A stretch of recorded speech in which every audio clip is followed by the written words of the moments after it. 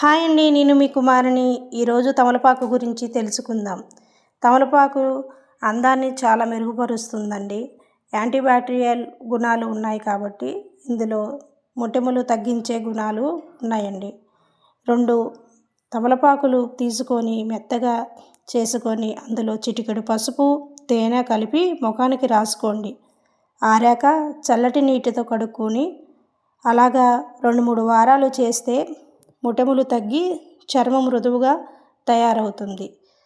దీనివల్ల తమలపాకు వల్ల మనకు తెలిసిందే, దేవుడి కాడ పూజ కాడ పెట్టుకొని తాంబూలం ఇచ్చుకుంటాం. అరటిపళ్ళు, ఖర్జూరం వక్కలు వేసి తమలపాకు తాంబూలానికి ఇలాగ వివిధ రకాలుగా తమలపాకు మనం వాడుతూనే ఉంటాం. అలాగే ఆ డైజెషన్ అరుగుదల కావడానికి తమలపాకు, సున్నం, వక్కలు అన్నీ వేసుకొని అరుగుదలకి భోజనాలలో మనం వేసుకుంటాం. తమలపాకు తాంబూలంలాగా ఆయిల్ ఫుడ్, హాటు, స్వీటు ఇలాగా తిన్నప్పుడు, అరుగుదల లేనప్పుడు ఇలాగా తమలపాకు ఇలా వక్కలు అన్ని తాంబూలాలను మొత్తం